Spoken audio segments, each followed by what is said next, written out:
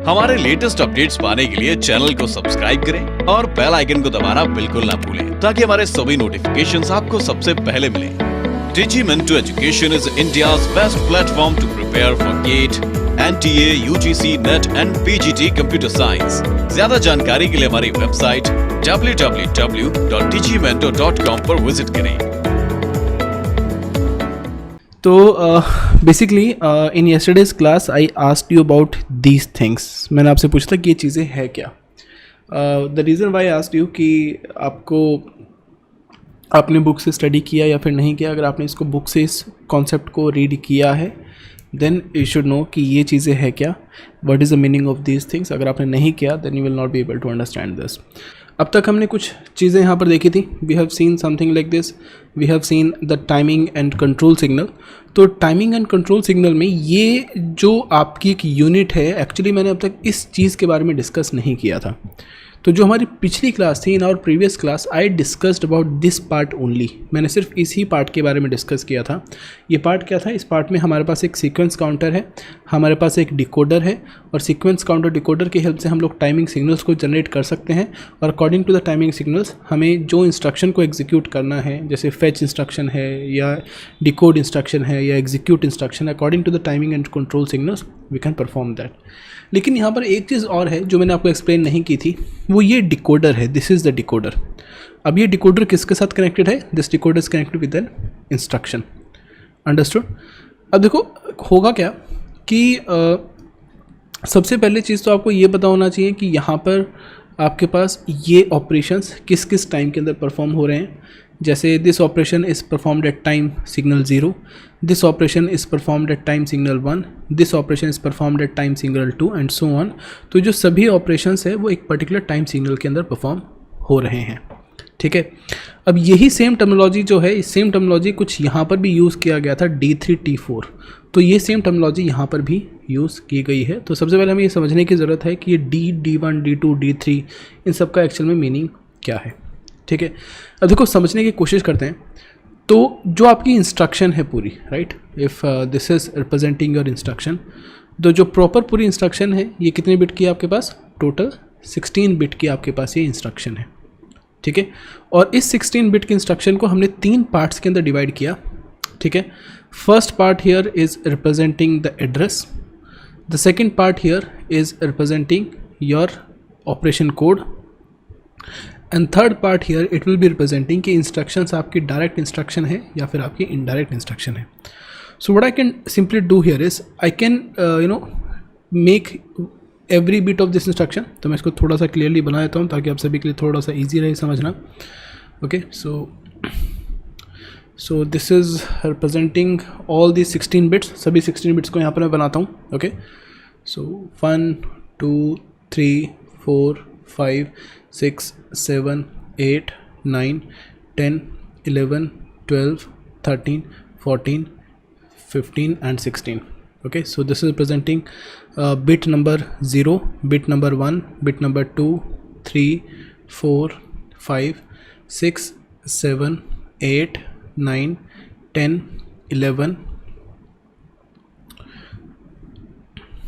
11, 12, 13, 14 and 15। तो ये सभी आपके यहाँ पर बिट्स हो गई, राइट। ये सभी कितने आपके 16 बिट। पूरे को हम लोग क्या बोलेंगे? It is the instruction which will be stored in the instruction register.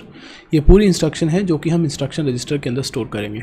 Okay, अब इस पूरी इंस्ट्रक्शन में जो आपके टोटल 11 बिट्स हैं, जो पहली 11 बिट्स हैं, आई मीन 12 बिट्स, उस सबको हम एड्रेस से रिप्रेजेंट करेंगे। यानी कि 11 से लेकर और ये जो बिट नंबर 0 तक है ये पूरा एड्रेस को रिप्रेजेंट कर रहा है। From here to here I am representing an address, correct.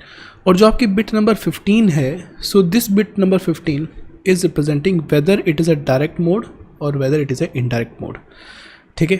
अब ये जो बिट बनती है, bit number 12, bit number 13 and bit number 14, हम इन 3 बिट के कॉम्बिनेशन से हम बताएंगे कि हमारा ऑपरेशन कौन सा है, whether it is a addition operation, whether it is a subtraction operation, incrementation operation, multiplication operation, whatever kind of operation it is, तो हम लोग यहाँ से इन 3 बिट्स से कॉम्बिनेशन से हम लोग बताएंगे.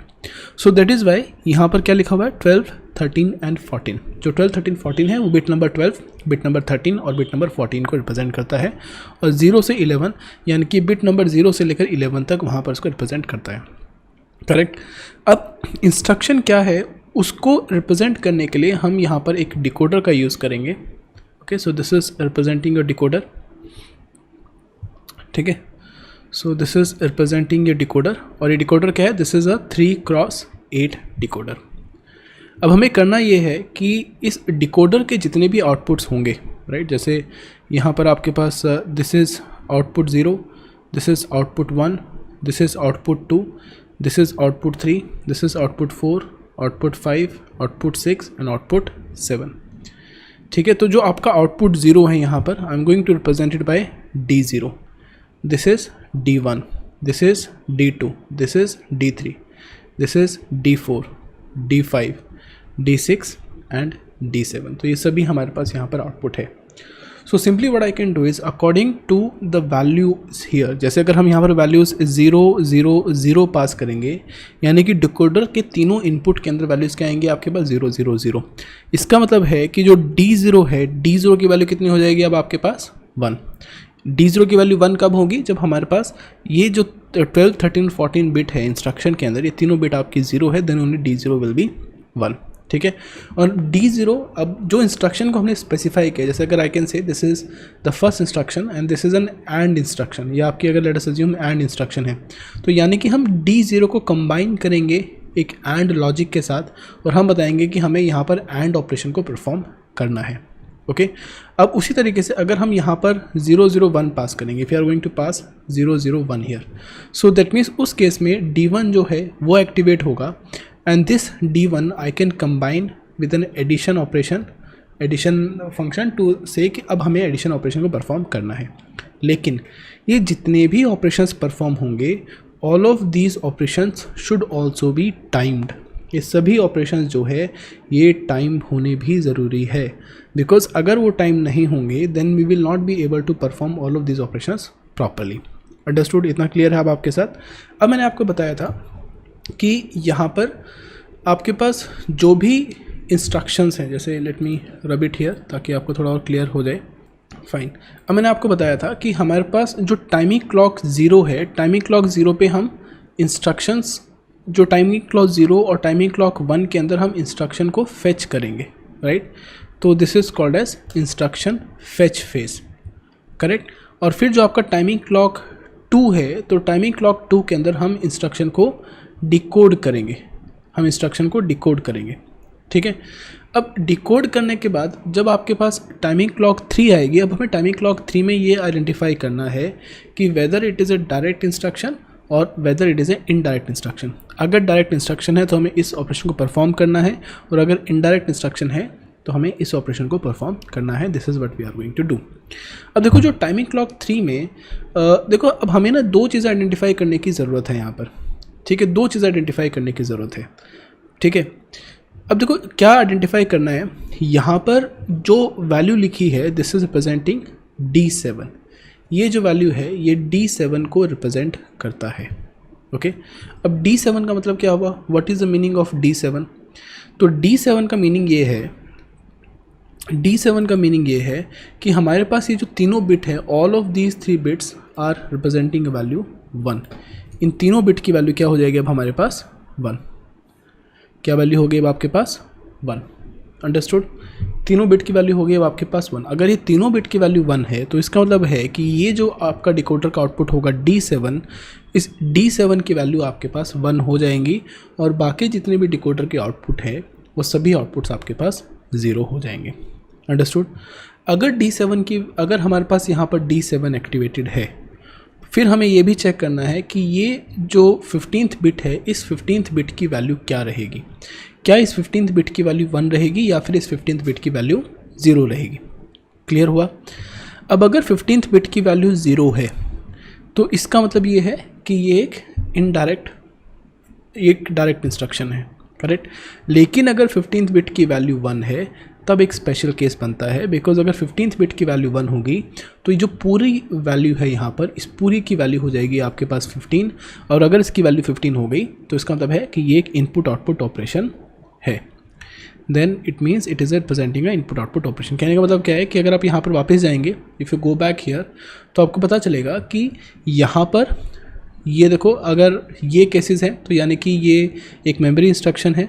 अगर हमारे पास ये आई की वैल्यू 0 है तो यानी कि एक रजिस्टर इंस्ट्रक्शन है। लेकिन अगर 15th बिट की वैल्यू 1 है तो इसका मतलब है कि ये एक इनपुट आउटपुट इंस्ट्रक्शन है। ये क्या है हमारे पास? Input output instruction. ठीक है, तो अभी हमने क्या किया, अब हमने यहाँ पर 2 चीज़ें परफॉर्म करी। अब हमें पता चला कि जो हमारी 15th बिट की वैल्यू है, this value should be 0। 15th bit की वैल्यू क्या होनी चाहिए अब आपके पास? 0। अगर 15th बिट की वैल्यू 0 है तो मैं इसको क्या लिखूँगा यहाँ पर? I complement. उसको हम क्या लिखेंगे? I complement. बिकॉज अगर आई कॉम्प्लीमेंट होगा then only this value will become 1। तो 15th बिट की वैल्यू होगा 0, this will be I complement dot. और हमें बताना है कि हमारा जो आउटपुट D7 एक्टिवेटेड है, तो इसलिए हम इसको यहाँ पर लिखेंगे D7।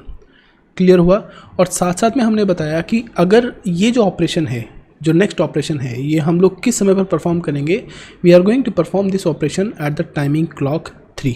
तो हमने इन 3 चीज़ों का एंड ऑपरेशन परफॉर्म किया। तो कहने का मतलब है कि इस कॉम्बिनेशनल सर्किट के अंदर हम लोग यहाँ से टाइमिंग क्लॉक 3 को लेंगे, दिस इज़ T3, उसको हम एंड ऑपरेशन परफॉर्म करेंगे D7 के साथ।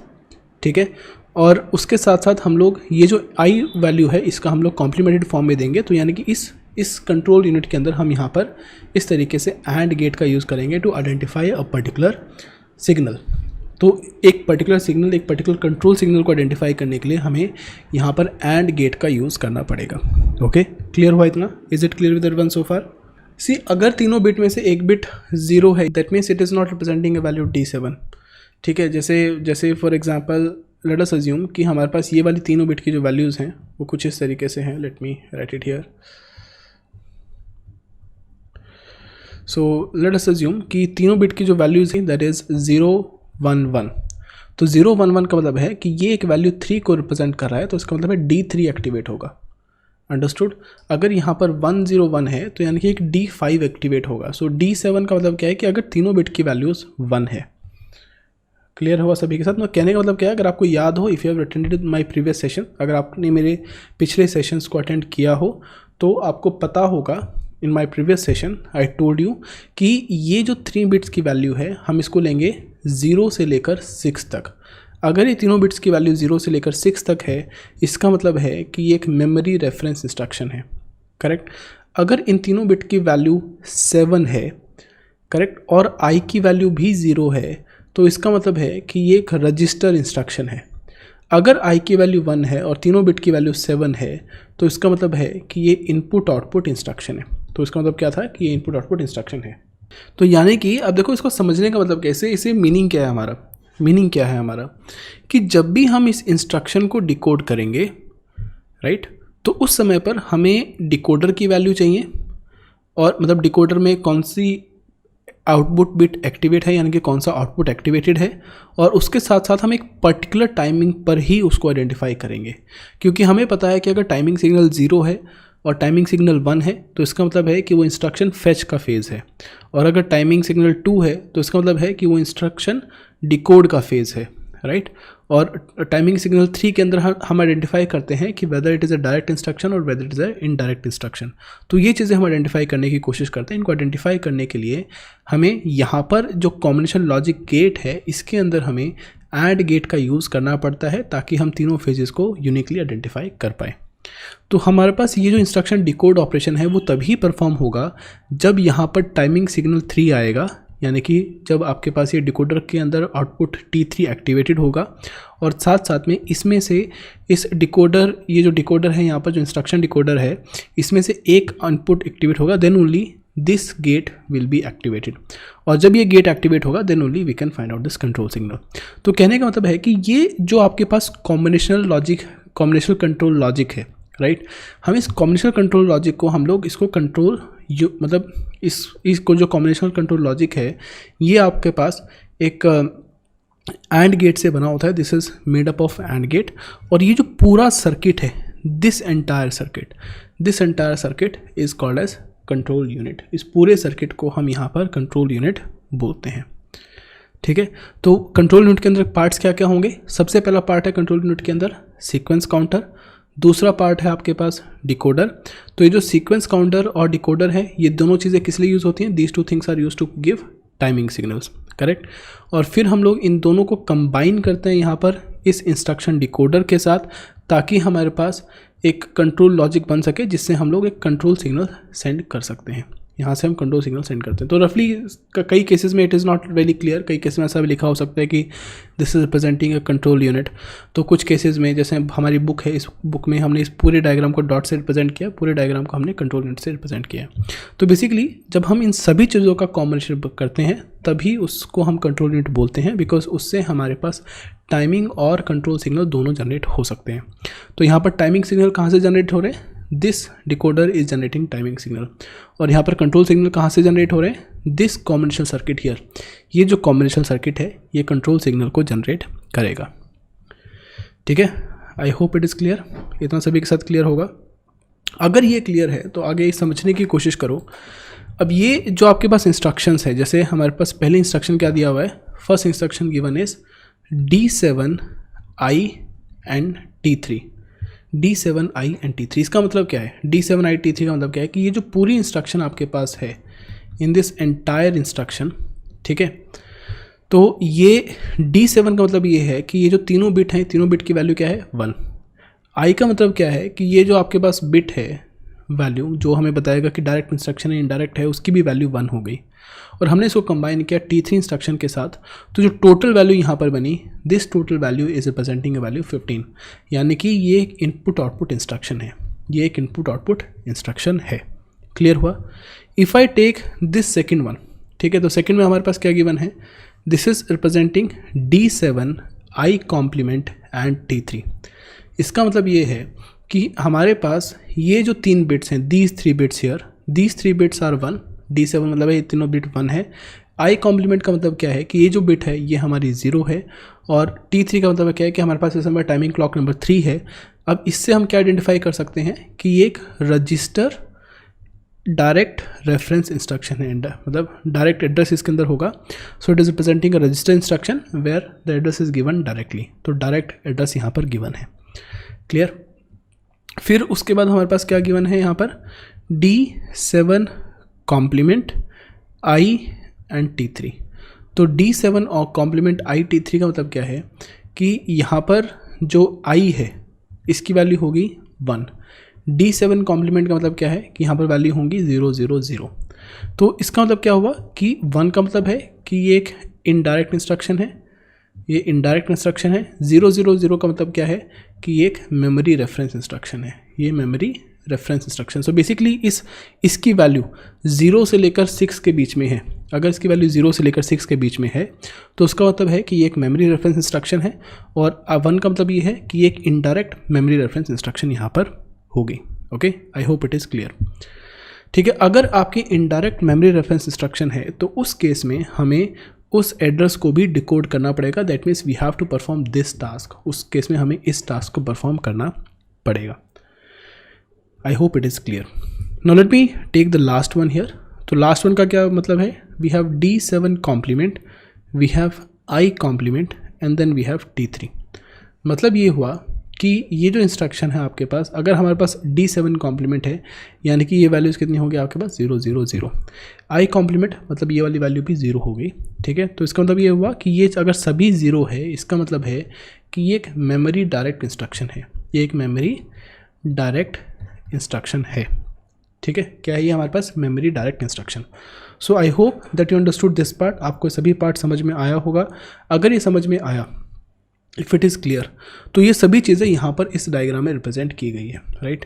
ये ऑपरेशन क्या दिखा रहा है? This representing D7 complement, I complement and T3। ये क्या रिप्रेजेंट कर रहा है यहाँ पर? This representing D7 complement, I and T3।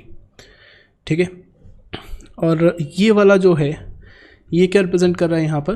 This is representing your I complement, D7 and T3। और ये क्या रिप्रेजेंट कर रहा है? This is representing I D7 and T3। ठीक है। तो जो थर्ड केस है, ये वाला जो केस है आपके पास, इसका मतलब है कि एक इनपुट आउटपुट इंस्ट्रक्शन है, इसका मतलब है कि ये रजिस्टर इनडायरेक्ट इंस्ट्रक्शन है, इसका मतलब है कि ये मेमोरी इनडायरेक्ट इंस्ट्रक्शन है, और इसका मतलब है कि ये मेमोरी डायरेक्ट इंस्ट्रक्शन है। जो डायग्राम है ये याद रखने के लिए नहीं बना है, ये डायग्राम सिर्फ समझने के लिए बना है। आपको इसमें से कुछ भी याद नहीं करना, आपको समझना है कि चीज़ें इंप्लीमेंट कैसे होती हैं, बिकॉज एग्जामिनेशन में आपको ये डायग्राम नहीं पूछेंगे। एग्जामिनेशन में अगर ऐसा कुछ सर्किट देते हैं तो वो सर्किट वो खुद बना के देंगे, खुद अपनी तरफ से एक सर्किट देंगे, आपको उसमें समझना है कि इसको कैसे इंप्लीमेंट किया गया है। तो इसमें कोई शॉर्टकट नहीं है, आपको याद नहीं करना, आपको सिर्फ समझना है कि काम कैसे करता है। सो अगर ये क्लियर है तो अब हमें समझना है कि इन इंस्ट्रक्शन को हमने कैसे इंप्लीमेंट किया। सो जैसे फॉर एग्जांपल आपके पास ये मेमोरी रेफरेंस इंस्ट्रक्शन है, या फिर अगर आपके पास एक रजिस्टर रेफरेंस इंस्ट्रक्शन है, तो इन सभी इंस्ट्रक्शंस का मतलब क्या है और उनको हमने इम्प्लीमेंट कैसे किया है। जैसे यहाँ पर एंड इंस्ट्रक्शन है कि एंड ऑपरेशन को परफॉर्म करना है, एडिशन ऑपरेशन को परफॉर्म करना है, लोड इनटू एक्यूमुलेटर करना है, store into accumulator, branch instruction, right. Then we have BSA instruction, then we have ISZ instruction. तो ये सभी इंस्ट्रक्शन का मतलब क्या है और इन सभी इंस्ट्रक्शन को हमें इम्प्लीमेंट कैसे करना है। BSA मतलब ब्रांच एंड सेव रिटर्न, और ISZ मतलब increment and skip if 0। We are not going to perform any operation on that case. Yesterday itself I told कि उस जगह पर हम कोई भी ऑपरेशन परफॉर्म नहीं करेंगे, that will be a stall. Stall मतलब उस समय पर हम उस साइकिल के अंदर कुछ भी ऑपरेशन को परफॉर्म नहीं करेंगे। So again let me repeat all this things, कुछ चीज़ें मैं आपके साथ रिपीट करता हूँ। तो हमारे पास इंस्ट्रक्शन को एग्जीक्यूट करने का सबसे पहला काम था हमारे पास फेच साइकिल। तो फेच साइकिल को हम टाइम T0 और टाइम T1 पे परफॉर्म करेंगे। तो यानी कि 2 क्लॉक साइकिल्स आपकी फेच के अंदर लगेगी। ओके, सो फेच का मतलब है कि टाइम T0 के अंदर हम लोग प्रोग्राम काउंटर की वैल्यू को एड्रेस रजिस्टर के अंदर स्टोर करेंगे। टाइम T1 के अंदर हम जो मेमोरी के अंदर जो भी डेटा है उसको इंस्ट्रक्शन रजिस्टर के पास ट्रांसफ़र करेंगे और साथ साथ में प्रोग्राम काउंटर की वैल्यू को इंक्रीमेंट करेंगे। This was your fetch phase. Then second phase was your decode phase. तो जो डिकोड फेज है उसमें उसको हम टाइम T2 पर परफॉर्म करेंगे, और टाइम T2 पर हमें करना ये है कि जो इंस्ट्रक्शन रजिस्टर में की जो बिट्स हैं यानी कि बिट नंबर 0 to 11, वहाँ से हमें डेटा को हमें एड्रेस रजिस्टर के अंदर कॉपी करना है, because that will be address of the operand. ठीक है, मतलब इंस्ट्रक्शन को डिकोड करने के लिए हमें ऑपरेंड का एड्रेस चाहिए, फिर ऑपरेंड फेच भी हम लोग करेंगे। और फिर यहाँ पर हम लोग साथ साथ में हम इंस्ट्रक्शन रजिस्टर की जो वैल्यू है उसकी हम ith वैल्यू को रीड करेंगे, और जो फिर आपके पास टाइम T3 है, टाइम T3 पर हम चेक करेंगे कि whether it is a direct instruction और whether it is a indirect instruction. क्या ये डायरेक्ट इंस्ट्रक्शन है या फिर इनडायरेक्ट इंस्ट्रक्शन है। अगर वो एक डायरेक्ट इंस्ट्रक्शन है तो उसका मतलब है हमें T3 में कुछ वर्क परफॉर्म नहीं करना, लेकिन अगर वो इनडायरेक्ट इंस्ट्रक्शन है तब हम T3 में कुछ वर्क को परफॉर्म करेंगे। Okay, clear, right. अब देखो here let us try to figure it out कि हम लोग यहाँ पर क्या बोलने की कोशिश करते हैं। तो ये जो पहला ऑपरेशन है यहाँ पर, this first operation is representing your and operation. ठीक है, इन एंड ऑपरेशंस में हम लोग जो T4 साइकिल पे हम लोग क्या करेंगे और T5 साइकिल में हम लोग क्या करेंगे, राइट। तो अगर आपको याद हो, if you go back here, let me also go back here. तो मैंने यहाँ पर आपको बताया था कि हमारे पास कुछ इंस्ट्रक्शंस हैं यहाँ पर। वी हैव इंस्ट्रक्शन एंड, इसका मतलब क्या था कि and memory word to accumulator. तो ये चीज़ आपको पता होना चाहिए। If this is in front of you that is going to be very helpful. और ऐड का मतलब है add memory word to accumulator.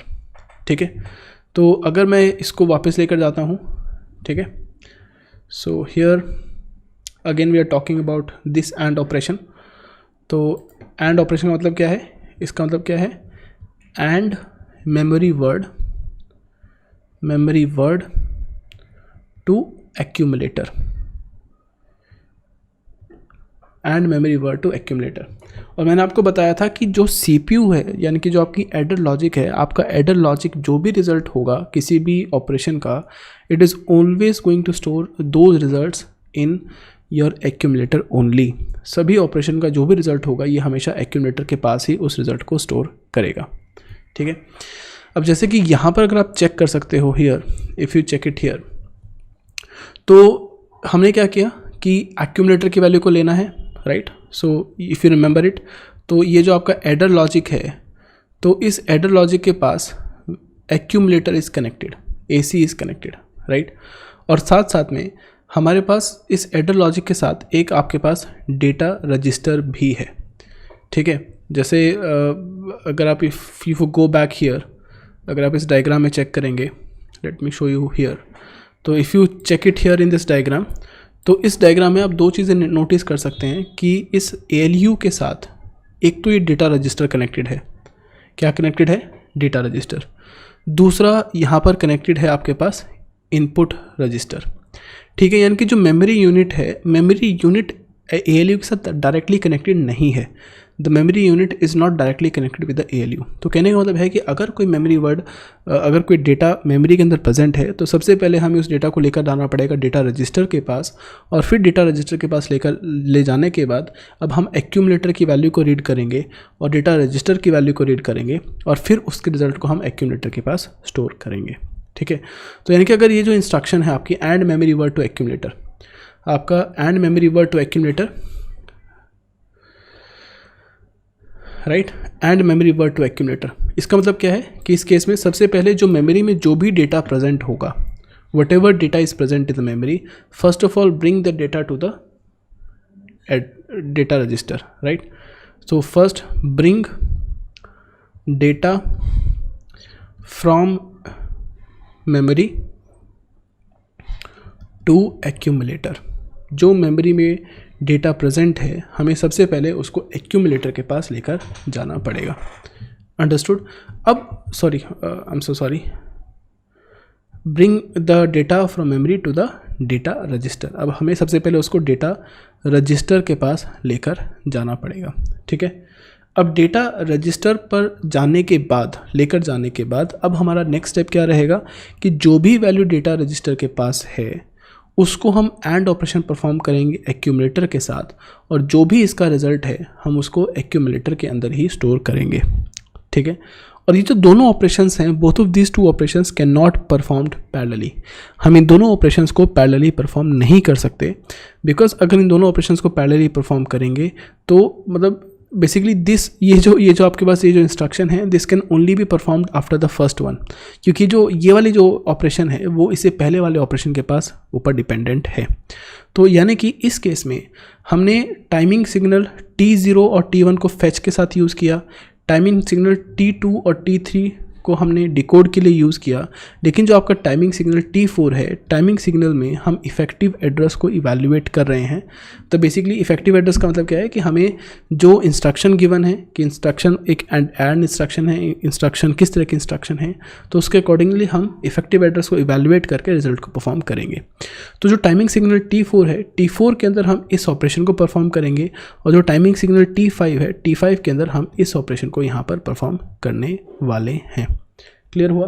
देखो इफेक्टिव एड्रेस का देखो दो चीज़ें यहाँ पर समझने की आपको ज़रूरत है, two things that are very important here. सबसे पहले आपको समझने की ज़रूरत है कि ये जो इंस्ट्रक्शन है, whether it is a memory direct instruction और वेदर इट इज़ ए मतलब एड्रेस, जो इंस्ट्रक्शन है एक डायरेक्ट इंस्ट्रक्शन है या फिर एक इनडायरेक्ट इंस्ट्रक्शन है, ठीक है। तो अब जो इंस्ट्रक्शन का इफेक्टिव एड्रेस है वो हमने किस जगह पर प्लेस किया, बेसिकली हमने इफेक्टिव एड्रेस को कहाँ से इवैल्यूएट किया, T2 और T3 की हेल्प से।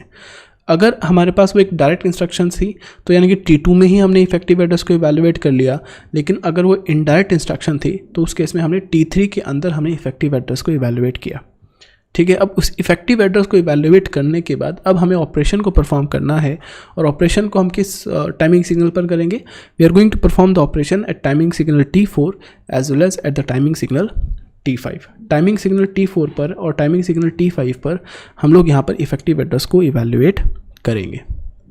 अंडरस्टूड? इतना क्लियर है सभी के साथ? Okay, so it is also written here, ये सेम चीज़ यहाँ पर रिटर्न है, the effective address of the instruction is in AR and it was placed during the timing signal T2। अगर वो एक डायरेक्ट इंस्ट्रक्शन थी और जो इफेक्टिव एड्रेस है वो हम प्लेस कर देंगे AR के पास अगर वो इनडायरेक्ट इंस्ट्रक्शन थी T3 टाइमिंग सिग्नल के पास। यानी कि अगर वो इनडायरेक्ट इंस्ट्रक्शन है तो यानी कि उस केस में हम T3 टाइमिंग सिग्नल के पास इफेक्टिव एड्रेस प्लेस करेंगे, T3 टाइमिंग सिग्नल पे टाइम पर इफेक्टिव एड्रेस को प्लेस करेंगे। लेकिन अगर वो डायरेक्ट इंस्ट्रक्शन है तो हम उसको T2 टाइमिंग सिग्नल के अंदर उस डायरेक्ट इंस्ट्रक्शन से इफेक्टिव एड्रेस को इवैल्यूएट करेंगे। ओके, क्लियर हुआ इतना सभी के साथ? राइट, तो यानी कि ये जो एंड ऑपरेशन है, इस एंड ऑपरेशन का जो रिजल्ट आएगा वो कब आएगा हमारे पास? टाइमिंग सिग्नल T5 के पास। T5 पर जो रिजल्ट है वो एक्यूमुलेटर के अंदर प्लेस होगा। तो अगर आप टोटल साइकिल्स को कैलकुलेट करेंगे, जैसे T0 plus T1, T2, T3, T4, T5, then you will identify कि ये जो एंड ऑपरेशन है, this and operation will take 6 clock cycles to evaluate.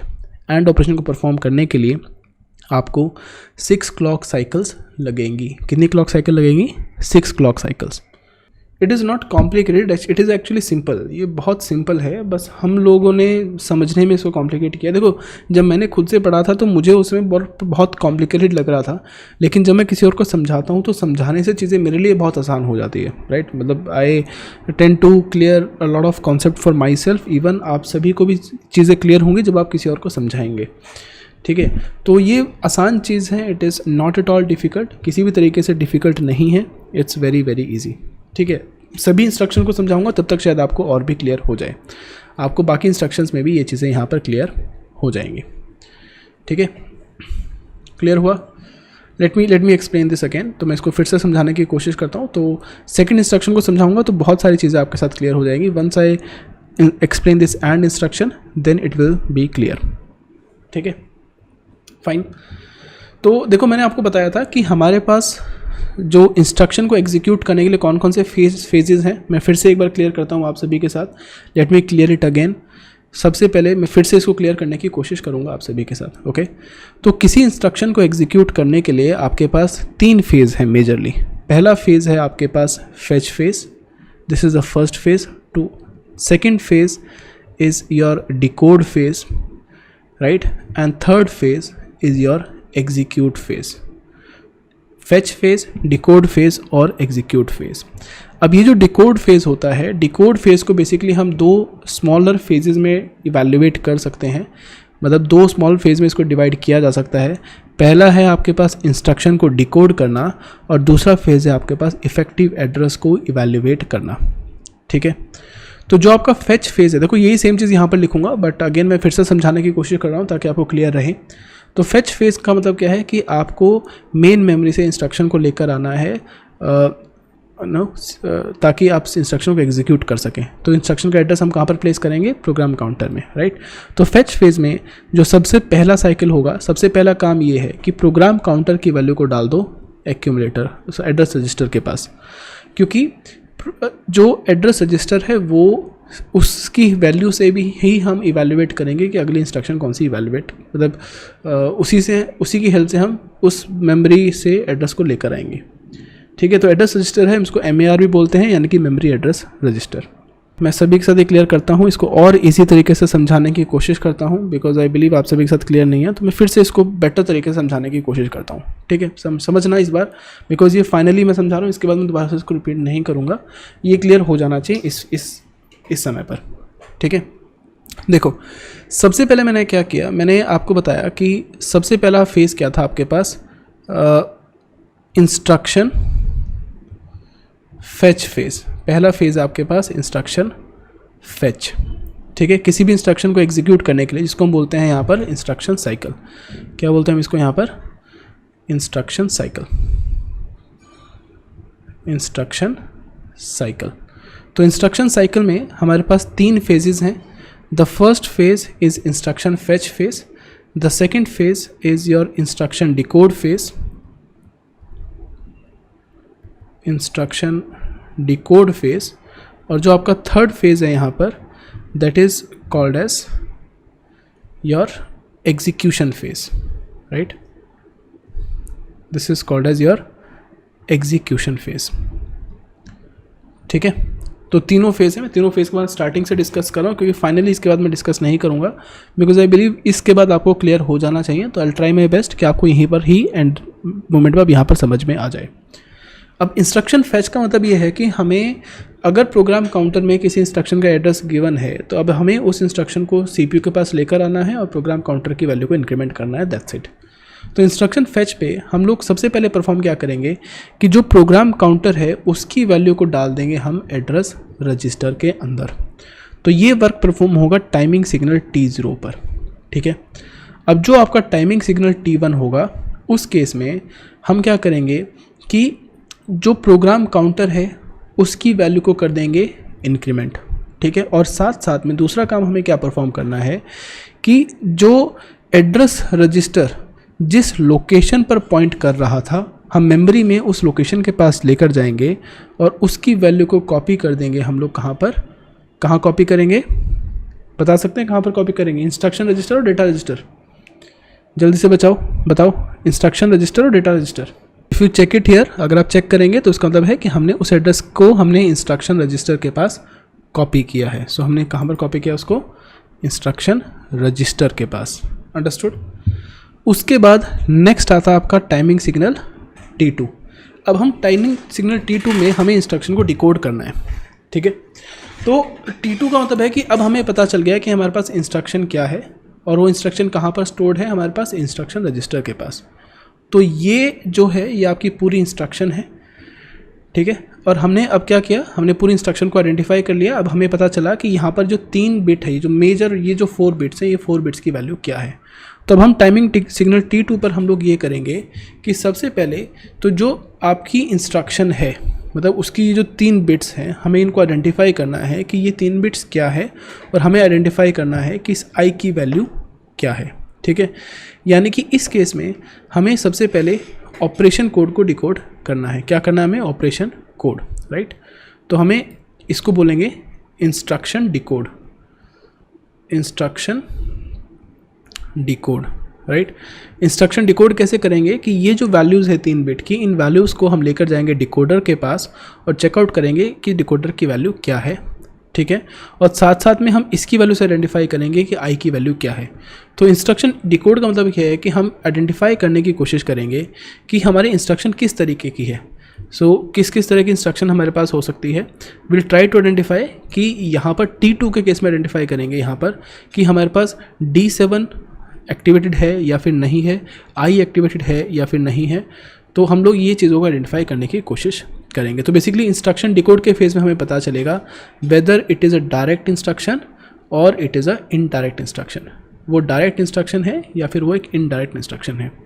और T3 के केस में हम लोग क्या करेंगे कि अगर वो एक डायरेक्ट इंस्ट्रक्शन है, जैसे कि वो एक मेमोरी डायरेक्ट इंस्ट्रक्शन है, तो हमें कुछ भी वर्क को परफॉर्म नहीं करना। लेकिन अगर वो इनडायरेक्ट इंस्ट्रक्शन है तो यानी कि इफेक्टिव एड्रेस को फिर हम इवैल्यूएट करेंगे।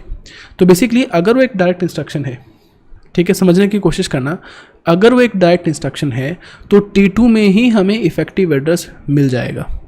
लेकिन अगर वो एक इनडायरेक्ट इंस्ट्रक्शन है तो उस केस में हमें T3 के पास इफेक्टिव एड्रेस पता चलेगा कि उसका इफेक्टिव एड्रेस क्या है। अंडरस्टूड, ठीक है। तो T3 में हम लोग इफेक्टिव एड्रेस आइडेंटिफाई करेंगे अगर उसके अंदर आई की वैल्यू 1 है। अगर आई की वैल्यू 0 है देन नो प्रॉब्लम। अगर आई की वैल्यू 1 है तो उस केस में हम लोग यहाँ पर आइडेंटिफाई करने की कोशिश करेंगे। अब फिर उसके बाद जो आपके पास नेक्स्ट फेज़ आता है यहाँ पर T4 का मतलब इंस्ट्रक्शन एग्जीक्यूशन। तो एग्जीक्यूशन को हम लोग करेंगे T4 के अंदर। तो बेसिकली T2 के अंदर अगर डायरेक्ट इंस्ट्रक्शन है तो T2 में ही हमें इफेक्टिव एड्रेस पता चल जाएगा, लेकिन अगर इनडायरेक्ट इंस्ट्रक्शन है तो हमें T3 में इफेक्टिव एड्रेस पता चलेगा। अब T4 में अब हमें जो नेक्स्ट इंस्ट्रक्शन यहाँ पर है, ठीक है, T4 में जो आपकी ये जो नेक्स्ट इंस्ट्रक्शन है यहाँ पर, इंस्ट्रक्शन कौन सी है आपके पास? ऐड इंस्ट्रक्शन, ठीक है। तो इंस्ट्रक्शन कौन सी है आपके पास? ऐड, ठीक है। तो जैसे आपके पास ऐड इंस्ट्रक्शन है तो ऐड इंस्ट्रक्शन का मतलब क्या है कि हमें जो भी मेमोरी एड्रेस गिवन है, हमें उस मेमोरी एड्रेस से इंस्ट्रक्शन को लेकर आना है और फिर उसको एक्यूमुलेटर की वैल्यू से ऐड करना है और जो रिज़ल्ट है उसको एक्यूमुलेटर के अंदर स्टोर करना है। अब अगेन ये जो ऐड इंस्ट्रक्शन है इसमें 2 तरह की इंस्ट्रक्शन हो सकती है। पहला क्या है कि ये एक डायरेक्ट इंस्ट्रक्शन है, यानी कि ऐड डायरेक्ट, यानी कि एग्जैक्टली मेमोरी एड्रेस का दिया होगा हमें। दूसरा ये है इनडायरेक्ट इंस्ट्रक्शन हो सकती है, यानी कि ऐड इनडायरेक्ट। अगर ऐड डायरेक्ट है तो हमें इफेक्टिव एड्रेस कहाँ पर मिला? T2 के अंदर। अगर ऐड इनडायरेक्ट है तो इफेक्टिव एड्रेस हमें कहाँ पर मिलेगा? T3 के अंदर। अंडरस्टूड। अब हमें इफेक्टिव एड्रेस मिल चुका है कि मेमोरी में एक्चुअली जो डेटा है वो कहाँ पर स्टोर है। तो सबसे पहला काम क्या है कि ये अगर आपकी मेमोरी है, राइट, ये आपका एक एड्रेस रजिस्टर है, ये आपका डेटा रजिस्टर है और ये आपका एक्यूमुलेटर है, राइट, और ये आपका एडर लॉजिक है, ALU, करेक्ट। तो भाई सबसे पहले हमें क्या करना है कि अगर वो उसका हमें इफेक्टिव एड्रेस मिला, यानी कि उस ऑपरेंड की जो एड्रेस है वो एड्रेस रजिस्टर में स्टोर हो चुका है, ठीक है, मतलब अगर हमें बोलते हैं कि हमें इफेक्टिव एड्रेस मिला है, इफेक्टिव एड्रेस किसका मिला है, हमें ऑपरेंड का इफेक्टिव एड्रेस मिला है। ऑपरेंड यानी कि जैसे अगर हम बोलते हैं 5 + 3, तो 3 क्या है, ऑपरेंड, 5 क्या है, ऑपरेंड, प्लस क्या है, ऑपरेटर, ठीक है, प्लस ऑपरेटर है यहाँ पर। तो यहाँ पर ये जो आपके पास T4 के अंदर हमारे पास इफेक्टिव एड्रेस हमें मिल चुका है, और इफेक्टिव एड्रेस हमारे पास कहाँ स्टोर है, एड्रेस रजिस्टर के अंदर।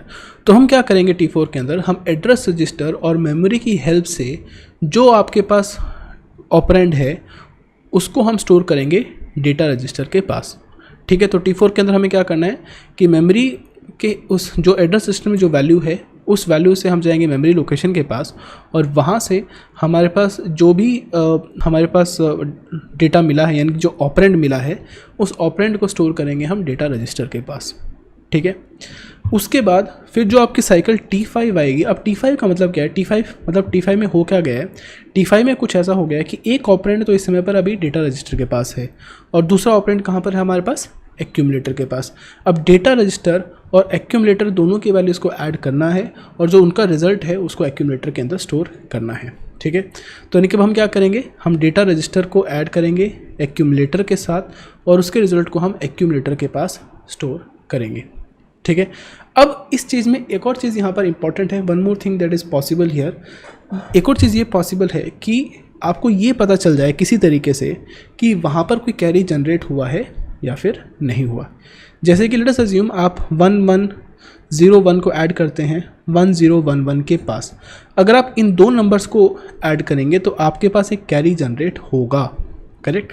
सो अगर आपके पास कैरी जनरेट होगा तो हम उसको ALU के पास एक स्पेशल फ्लैग है E, या फिर एक स्पेशल लोकेशन है जहाँ पर 1 बिट की इन्फॉर्मेशन स्टोर करते हैं, इसको हमने बोला है E। तो अगर कोई भी कैरी जनरेट होगा तो उस कैरी को हम लोग E के पास स्टोर कर देंगे। तो यहाँ पर क्या होगा, आपके पास जो भी कैरी है, जो कैरी निकला है टाइमिंग सिग्नल 5 के अंदर ही, उस कैरी को हम लोग E के अंदर स्टोर करेंगे। E is a special memory location with the ALU, या फिर कहो कि special flag with the ALU। जब भी आपका रिजल्ट ओवरफ्लो होगा तो हम उसको E के अंदर स्टोर करेंगे, ठीक है। इतना क्लियर है सभी के साथ, राइट। अब यहाँ पर आप एक और चीज़ आप नोटिस करेंगे, after performing all of these above operation, यानी कि इंस्ट्रक्शन फेच हो गया, इंस्ट्रक्शन डिकोड हो गया, इंस्ट्रक्शन एग्जीक्यूशन हो गया, यानी कि हमारा काम फिनिश हो चुका है। अगर हमारे पास काम फिनिश हो चुका है तो उस केस में हम अपने सीक्वेंस काउंटर को दोबारा से रीसेट कर देंगे 0 के साथ, बिकॉज अब हमें दोबारा से सेम ऑपरेशन को परफॉर्म करना है। अब हमें दोबारा से नेक्स्ट इंस्ट्रक्शन को फेच करना है, उसको डिकोड करना है और उसको एग्जीक्यूट करना है, ठीक है। क्लियर है सभी के साथ।